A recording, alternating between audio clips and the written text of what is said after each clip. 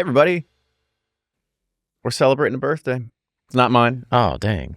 It's not like I missed your birthday again, Frank. Ah, not again. No, this is George Garver Brown's birthday. And this is going to be Old Forester's Birthday Bourbon release. Yet another huge fall release that happens every single year. Now, this one, it's a different for a few different reasons. One, because it came in a small little plastic Danimal pout. Yeah. This is not the weirdest way that we've received birthday bourbon before. They've sent it in test tubes before. They've sent it in all kinds of different things. So it's like, what do we have sitting around? What consistency do we have anymore? But anyway, this is a little bit different for Old Forester this year because they actually followed the sweet mash process. This came from a production run where there was no backsit, so they did sweet mash. This is drawn from 210 barrels that were aged in warehouses K, floors 1 through 5. Now, this is a 12-year, right? So we got some age on it. However, this is one of the lowest proofs that ever come out with at 92 proof, but also one of the highest SRPs at $200 per bottle. Well, it'll sell. Well, I know that Melissa will be watching this, and Melissa wanted to also come on the show to be able to talk about proof and taste and what it's like to be able to do this because they had gone through a lot of exercises to find the right proof point for this particular whiskey. Must be that sweet mash made it difficult. But it's just the first round of the day. They were probably done by 9:05. Yeah, right? They were just like, we nailed it. But let's go ahead. Let's dive in with the nose here. I mean, it's pleasant. Yeah, the nose is great actually. Yeah, it's ton of sweet oak. I was about to say that. A lot of confectionery sugar. Yeah, smells like the fair. You know, you got all the funnel cakes and I was gonna say a funnel cake with just like because it's not you just take powdered sugar, but you have it sifted through that little filter there. The sifter. I mean, technically it's a filter, but yeah. It takes all the chunks. All right, let's go ahead and dive in with the taste.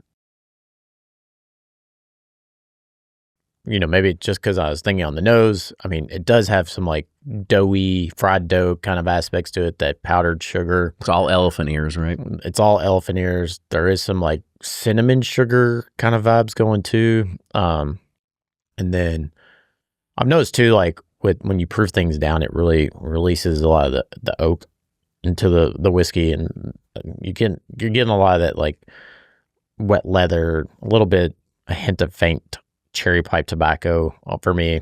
Yeah, I mean it's definitely really low proof. It's low proof. You can tell. Like there's a lot of flavors that come out of it. Yeah. But for a whiskey geek, I think we're missing that oomph, right? You're missing that kind of like, oh wow, like what's going to be the thing that's going to really make it linger?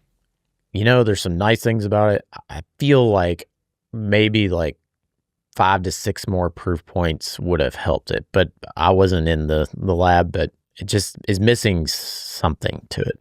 You have to go ahead and put your name in the hat to hang out with Melissa and Chris when they come to blending the next one. That's right. Well, let's go ahead and let's rate this. So on the nose, what are you feeling? Thumbs up. I really enjoyed the nose. All right. It's quite pleasant. And the taste?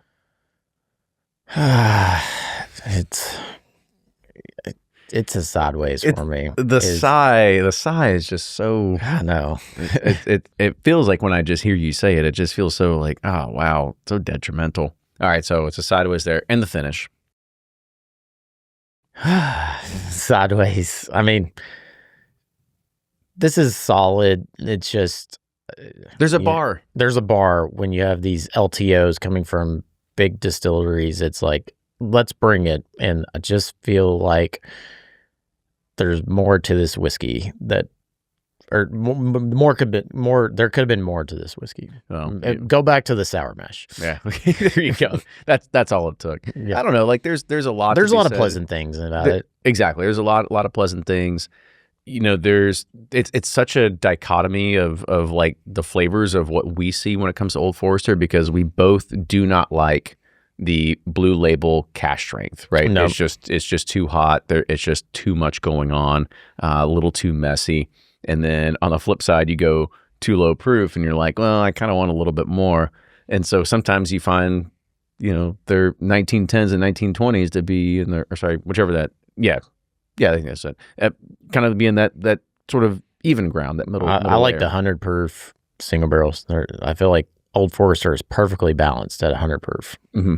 Yep. So I feel like this one 100 proof might have been, but maybe like 96, 98 would just give it a little bit more on it. Well, that is going to be a review of the 2025 Old Forester Birthday Bourbon. With that, cheers, everybody. We will see you next time. Toodles.